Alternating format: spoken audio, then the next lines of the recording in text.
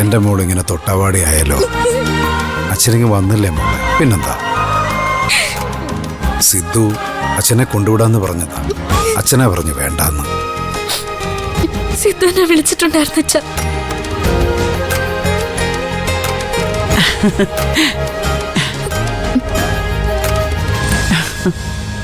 എന്നാ പാർവതി അന്തം വിട്ട് മെഴുങ്ങസിയാന്ന് വായും പൊളിച്ച് നിൽക്കുന്നേ? ഞാൻ തന്നെയാ, നിന്റെ ഭർത്താവ് മനോഹരൻ.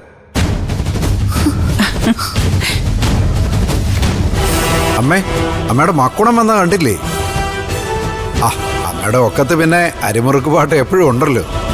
നിനക്ക് ജാമ്യം കിട്ടുമെന്ന് എനിക്ക് അറിയായിരുന്നു മനോഹര. അമ്മാതിരി പ്രാർത്ഥനയല്ലേ ഞാൻ പ്രാർത്ഥിച്ചത്, അത്ര ശക്തിയില്. ഓ, ദൈവം കുലുങ്ങി വിറച്ച് അസേരന്ന് താഴെ വീണ് കാണും. നീ പരിഹസിക്കണ്ട. പിന്നെ ശരത്തുമോൻ പഴവങ്ങാടി ഗണപതിക്ക് തേങ്ങ അടിച്ചു. ആ, അതാ ഞാൻ വരുന്ന വഴിക്ക് ആരോ പറയുന്ന കേട്ടു, ഗണപതി തേങ്ങ എടുത്ത് ആരോ തിരിച്ചെറിഞ്ഞെന്ന്. ഓ, ഞാൻ പിന്നെ എന്ത് ചെയ്താലും അച്ഛന് കുറ്റമാണല്ലോ. എന്റെ അമ്മ ജഡ്ജിയെ വിളിച്ചായിരുന്നു, അതറിയാം അച്ഛന്. എന്നാത്തിനാ എന്നെ തൂക്കിക്കൊല്ലണോന്ന് പറയാനാണോ? അല്ല, അച്ഛന് ജാമ്യം തരണമെന്ന് പറയാൻ. അച്ഛൻ പുച്ഛിക്കണ്ട, അതുകൊണ്ട് തന്നെയാ ജാമ്യം കിട്ടിയത്. അല്ലാതെ ആരുടെയും വാദത്തിന്റെ മിടുക്കൊണ്ടൊന്നുമല്ല. മനോഹരേട്ടൻ വാ, എന്തേലും കഴിക്കാൻ എടുക്കാം. ഞാൻ ആദ്യം എന്റെ കൊച്ചിനെ ഒന്ന് കാണട്ടെ. നിങ്ങളെല്ലാരൂടെ ക്രെഡിറ്റിന്റെ കേക്ക് മുറിക്കേ. ആ, പിന്നെ വലിയ കഷ്ണം ശരത്തുമറ്റേ അമ്മയ്ക്ക് കൊടുക്കാൻ മറക്കണ്ട കേട്ടോ. പാമോളെ.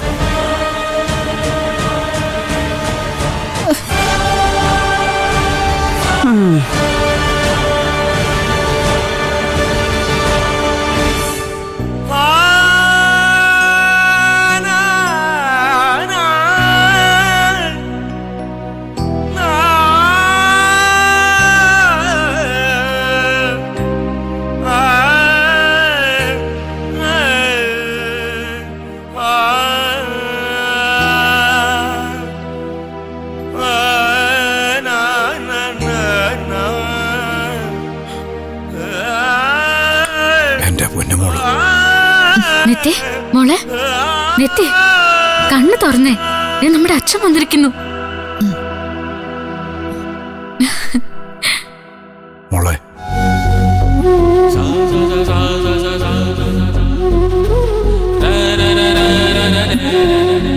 മോൾ അച്ഛനൊന്ന് വിളിച്ചേ. അച്ഛനൊന്ന് കേൾക്കട്ടെ, വിളിക്കേ. പൊന്നുമോള്, അച്ഛനൊന്ന് വിളിച്ചേ, അച്ഛനൊന്ന് കേക്കട്ടെ.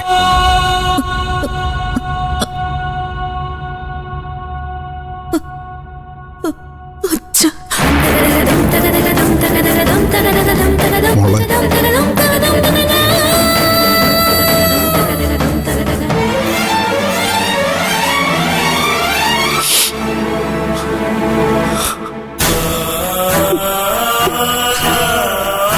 മതി, അച്ഛന് സന്തോഷായി.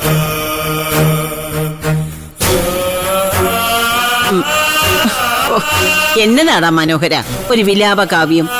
വയ്യാതെ കിടക്കുന്ന കൊച്ചിന്റെ മുമ്പിൽ നിന്ന് ഞാൻ പിന്നെ അട്ടഹസിക്കണോ അമ്മേ?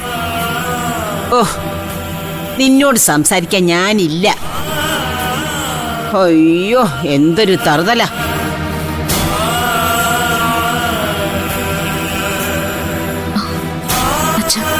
കാപ്പിയെടുത്ത് വെച്ചിട്ടുണ്ട്.